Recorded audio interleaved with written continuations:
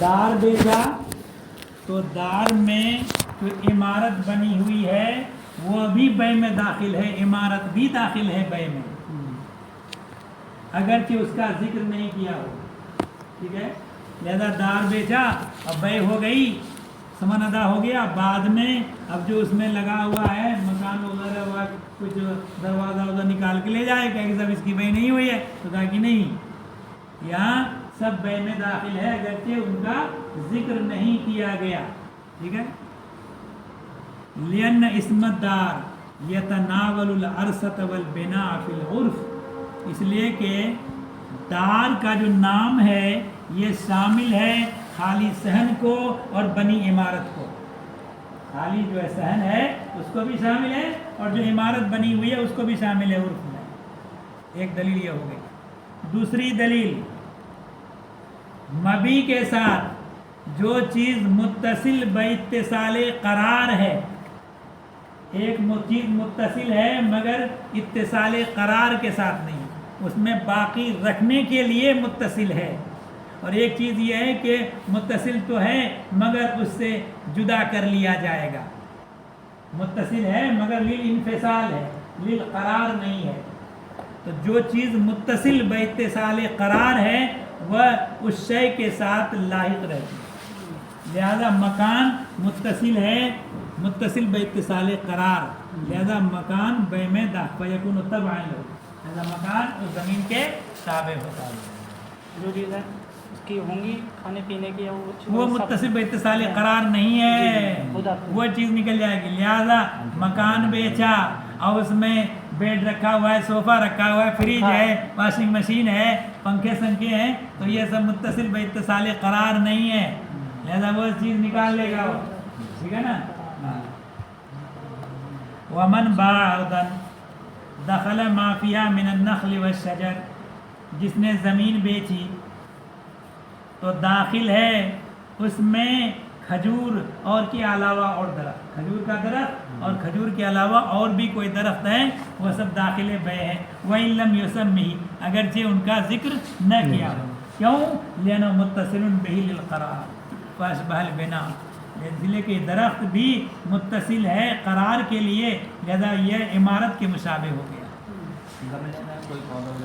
آگے آ رہا وَلَا يَدْخُلُ الزَّرْعُ فِي بَيْعِ الْأَرْضِ، زمین بیچی اور زمین میں فصل کھڑی ہے، ٹھیک ہے، گیہوں ہے کھڑا، اب اسی حالت میں زمین بیچ لیا، تو اس صورت میں یہ کھیتی داخل نہیں ہوگی، جو کھڑی فصل ہے وہ داخل بے نہیں ہے۔ لا يدخل الزرع، کھیتی داخل نہیں ہے زمین کی بے میں، الا بالتسمیۃ، مگر جب کہ ذکر کر دے، کیوں؟ لأنہ متصل بہ، کھیتی متصل تو ہے للفصل، کٹنے کے لیے ہے، وہ باقی رکھنے کے لیے نہیں ہے، بجائے اس کے برخلاف درخت نہیں کاٹا جاتا بلکہ اس کا پھل توڑا جاتا ہے۔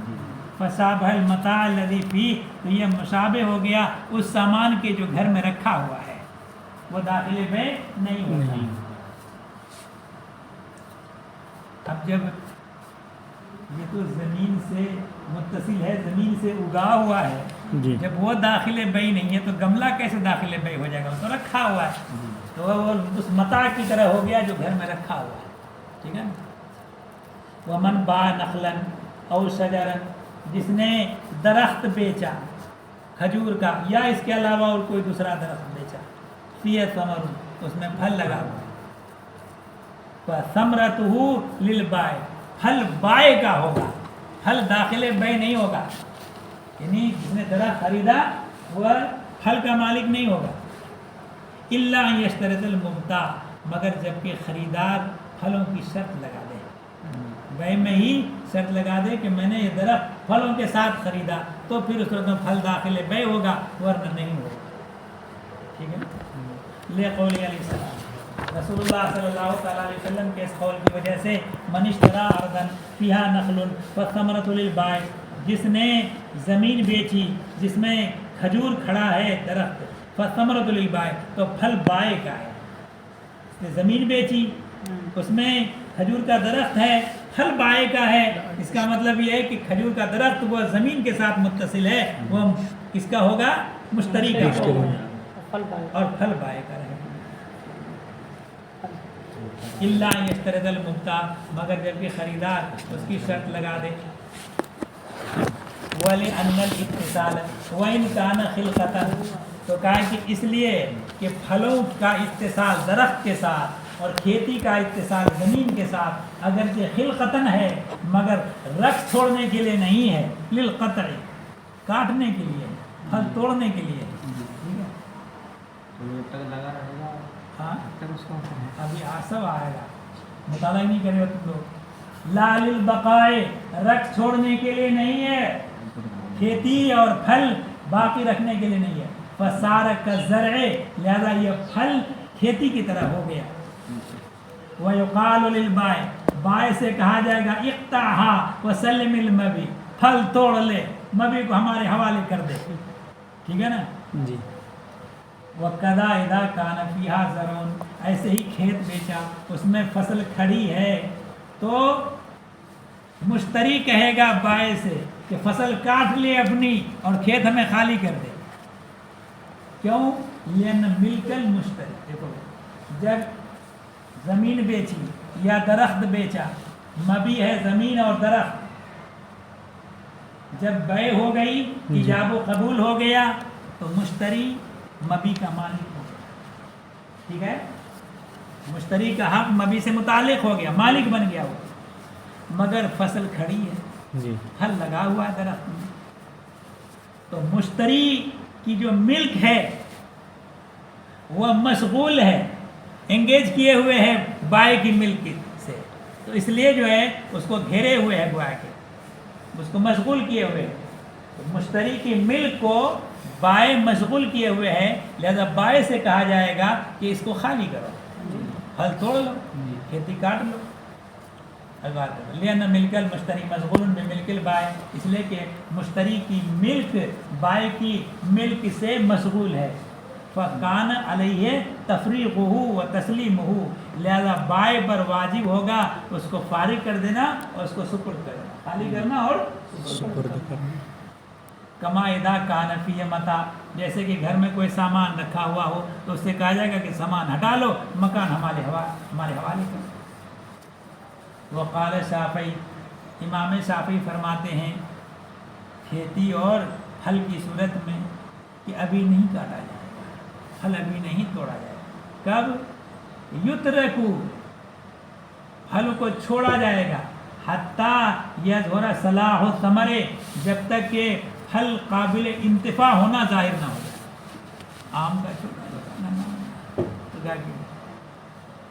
قابل انتفاع ہو جائے، کم سے کم اچار چٹنی تو بن سکے، ہے نہیں، تب جو ہے اس کو کہا جائے گا کہ توڑ لو، خالی کرو۔ وَيَسْتَحْسَدَ الزَّرْعُ، اور کھیتی کاٹنے کا وقت آ جائے، استحصاد کہا جاتا ہے کٹنے کا وقت ہو جانا، ٹھیک ہے نا؟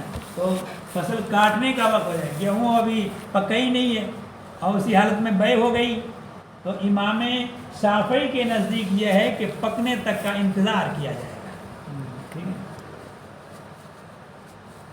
کیوں؟ ان کی دلیل امام شافعی، لِأَنَّ الْوَاجِبَ، واجب تو ہے اس کے اوپر کہ کھیت کو خالی کر دے اور درخت کو سے پھل توڑ کر کے درخت کو خالی کر دے، مگر واجب ہے تسلیم معتاد، وہ تسلیم جو عادتاً کیا جاتا ہے، وہ جو عادتاً سپرد کیا جاتا ہے، عادتاً جو زمین سپرد کی جاتی ہے تو خالی، فصل سے خالی، اور ایسے ہی درخت جو سپرد کیا جاتا ہے تو پھل لگا ہوا نہیں، پھل توڑنے کے بعد، یعنی پھل کب توڑا جاتا ہے؟ جب پھل توڑنے کا وقت آ جاتا ہے۔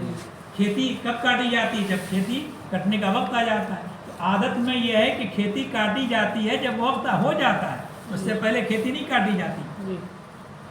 تو یہاں تسلیم تو واجب ہے مبی کی، مگر تسلیم معتاد، وفی العادت ان لا یقطع کذالک، اور عادت یوں جاری ہے کہ فصل ایسی نہیں کاٹی جاتی اور پھل ایسا نہیں توڑا جاتا۔ اس مسئلے کا قیاس امام شافعی نے دوسرے مسئلے پر کیا۔ دوسرا مسئلہ کیا ہے؟ किसी ने खेत इजारे पर लिया, किराए पर, मसलन 6 महीने के लिए ले लिया, साल भर के लिए, मगर जब आखिरी वाली फसल जब उन्हें खेत में है, टाइम पूरा हो गया और फसल तैयार नहीं हुआ, ऐसा हो सकता है। जी। ठीक है ना? तो अब जो है वह क्या करेगा? तो कहा है कि ये मुद्दत इजारा ख़त्म हो जाए और ज़मीन में फसल खड़ी हो तो सूरत में तो वहाँ क्या कहा जाएगा कि फसल को रखा जाएगा और जितने दिन तक रखा जाएगा उतने दिन का किराया बढ़ जाएगा। 3 महीने के लिए लिया था, मसलन 600 रुपये में खेत लिया, अब उसके बाद 15 दिन और ज़्यादा लगना है तो 15 दिन का कितना किराया होगा उस हिसाब से। कुलना, हम जवाब देंगे इस मसले का अहनाफ की जानिब से कि तस्लीम वाजिब है। यहाँ भी तस्लीम, यहाँ भी खेती में जो आपने कहा, जो किराया वाली सूरत में यहाँ जो कहा, यहाँ भी तस्लीम वाजिब है। ये जिसने किराए पर लिया था उस पर लाजिम है कि खेत को खाली कर दे फसल से अभी। हाँ, लेकिन यहाँ जो छोड़ा जाता है अजर से, उजरत लेकर के, उजरत दे करके छोड़ा जाता है, तो यहाँ एवज लिया, एवज दिया उसने, खेत वाले ने एवज लिया, तो एवज देना मुआवज देने की तरह है। तो गोया कि जब उस ज़मीन का किराया दे रहा है तो ज़मीन दे रहा है। ठीक है? हाँ, अब देखो, हत्ता युतरा का भी अजरिन, यहाँ तक कि फसल जो खेत में बाकी रखी जाएगी तो उजरत के बदले में, बिल बेअजरिन, अजर के बदले में, वह तस्लीमुल एवज, और अजर क्या है? उस ज़मीन का एवज है, उस ज़मीन के इतने दिन का एवज है। वह तस्लीमुल एवज है का तस्लीमुल मुआवज, एवज देना मुआवज देने की तरह है, एवज सुपुर्द करना मुआवज सुपुर्द करने की तरह। बात इमाम आज़म के नज़दीक वला फ़र्क़ बैनमा इज़ा कान तमर बिहाल लहू क़ीमतुन औ लम यकुन फ़ी सही। इसमें कोई फ़र्क नहीं है कि फल इस हाल में हो कि उसकी कीमत है या इस काबिल हो कि उसकी कीमत नहीं है। नहीं आम इसको कोई कीमत नहीं, फिर बड़ा होएगा तो हो जाएगी। तो कहा कि इसमें कोई फ़र्क नहीं, दोनों सूरतों में कहा जाएगा कि फल तोड़ ले, खेत अपना दरख्त खाली कर दे। तो इसमें कोई फ़र्क नहीं है कि फल इस हालत में हो कि उसकी कीमत हो या इस औला में यकुन या उसकी कीमत न हो। सही मतलब वह यकुन फ़िलहालैन लिल-बाय, दोनों सूरतों में फल बाय ही का होगा, मुश्तरी का नहीं होगा। छोटे छोटे क्यों? लिअन बयहु यजूज़ु फ़ी असही रिवायत, जिस चीज़ की बय सही है उसका इस्तिस्ना सही होता है। जिस चीज़ की बय सही है उसका इस्तिस्ना सही होता है। उसमें गल्ले का ढेर है, उसमें से 1 सा की बय जायज़ है। ऐसे अलहदा किए बगैर मैंने इस ढेर में से 1 सा गेहूँ बेचा, अभी मुफरद नहीं किया, बय जायज़ है, क्योंकि गेहूँ ज़वातुल अमसाल में से, उस 1 सा को अलहदा करने से कोई हरज पैदा नहीं होगा। एक बात। दूसरी बात, मुफ़ज़िल मुनाज़ात नहीं है। रेवड़ में से 1 बकरी की बय जायज़ नहीं है कि इस रेवड़ में से मैंने 1 बकरी को बेचा, दूसरे का खरीद लिया, बय जायज़ नहीं होगा। क्यों? मुफ़ज़िल मुनाज़ात। तगड़ी वाली ले जाए, पाया जाएगा कि हल्की वाली ले जाए, नहीं बस मुफ़ज़िल मुनाज़ात। तो ज़ाब्ता और फार्मूला ये हो है कि जिस चीज़ पर बय जारी हो सकता है उसका इस्तिस्ना भी सही होता है, और जिस चीज़ का बय सही नहीं उसका इस्तिस्ना भी सही। अब ये कर सकता है कि इस ढेर को बेचा है सिवाय 1 सा के, इस्तिस्ना कर दे, बय जायज़, 1 सा निकालेगा, बाकी की बय जायज़। ऐसे ही रेवड़ में से कि मैंने इस रेवड़ को बेचा है सिवाय 1 बकरी के, जायज़ नहीं, इसलिए कि बाय जाएगा तगड़ी वाली रोकना, मुश्तरी जाएगा हल्की वाली छोड़ना, मुफ़ज़िल मुनाज़ात है।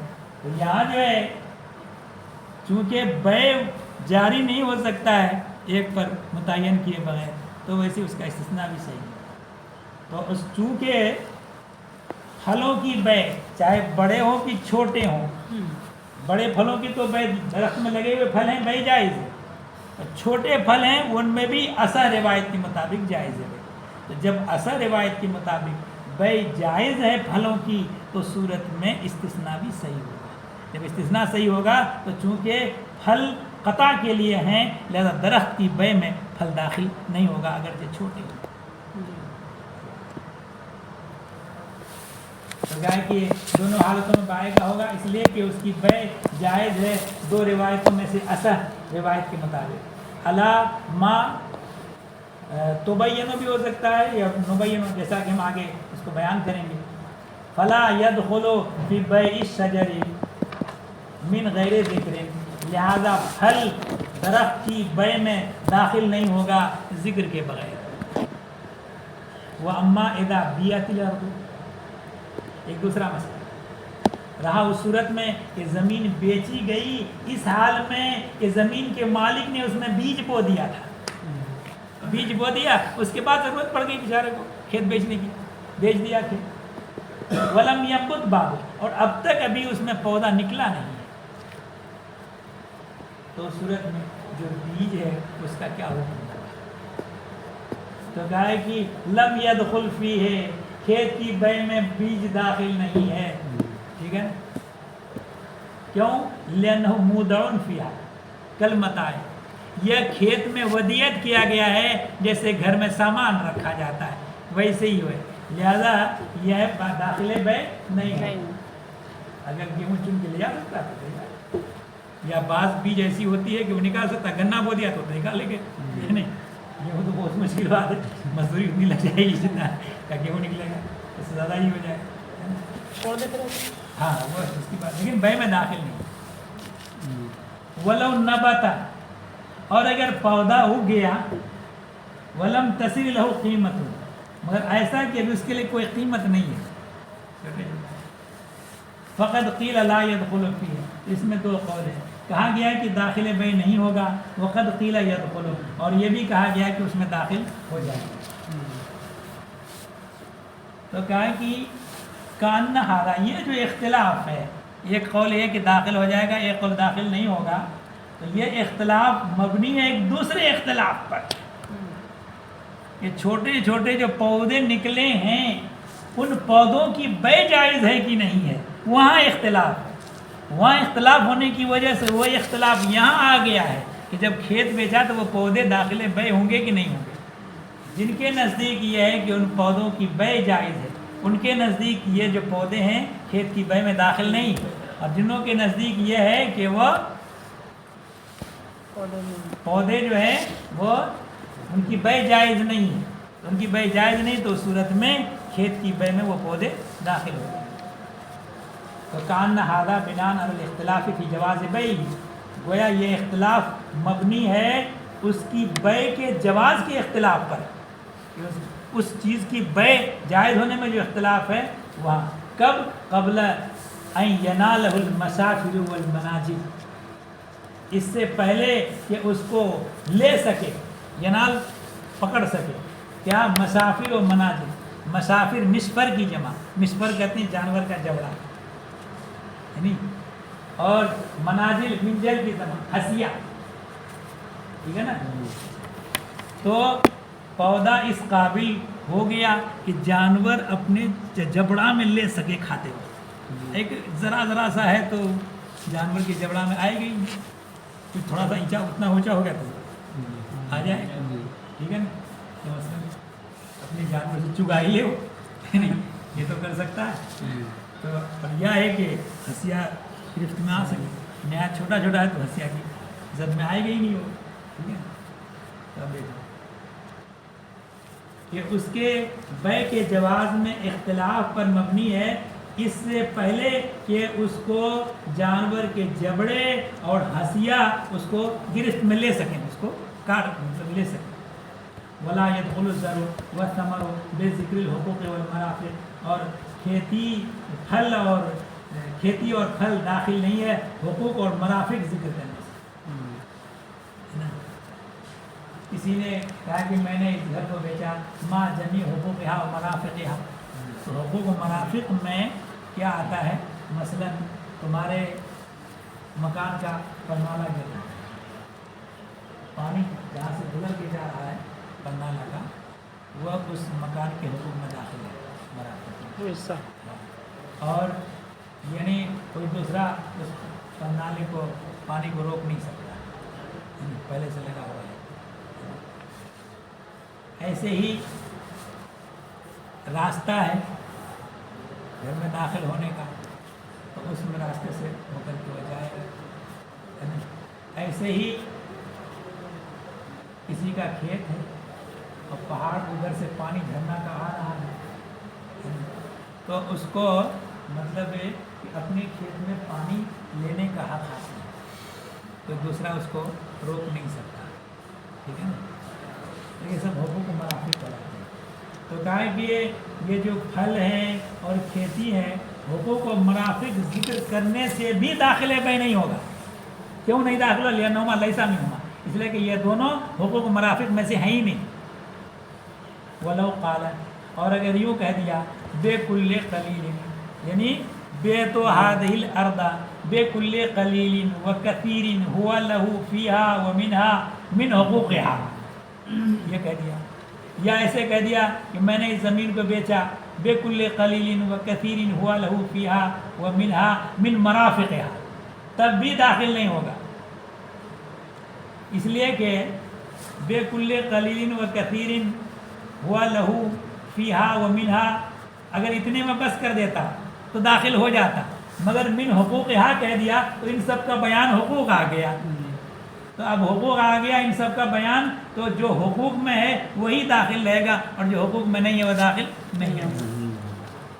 ایسے ہی منافق میں لم يدخل فی ہے، اس میں داخل نہیں ہوگا، لما قلنا، علت وہی ہے جو ہم نے اوپر بیان کی کہ یہ دونوں چیزیں پھل اور کھیتی حقوق و منافق میں داخل نہیں۔ اگر اس نے وَإِن لَمْ يَقُلْ مِنْ حُقُوقِهَا أَوْ مِنْ مَرَافِقِهَا، اگر اتنا کہا بِكُلِّ قَلِيلٍ وَكَثِيرٍ هُوَ لَهُ فِيهَا وَمِنْهَا، بس من حقوقها یا من مرافقها نہیں کہا، دخلا فیہ، تو اس میں داخل ہو جائیں گے، ٹھیک ہے بات ختم۔ اما ثمر المجزوز والزرع المحصود، توڑے ہوئے باغ بیچا اور باغ میں پھل توڑ کے رکھا ہوا ہے، تو اس صورت میں ٹوٹے ہوئے پھل اور کھیتی کاٹ کر کے بھی کھیت میں ہی رکھا ہے تو وہ داخل بھائی نہیں ہے، تو ظاہر کہ جب کھڑی داخل نہیں ہے تو بڑی کیسے داخل ہو جائے، ہے نا؟ لا يدخل الا بالتصریح، داخل نہیں ہے مگر صراحت کرنے سے، لأنه بمنزلۃ المتاع، اس لیے کہ یہ سامان کی طرح ہے، جیسے گھر میں سامان رکھا ہوا ہے، سامان گھر کی بے میں سامان داخل نہیں،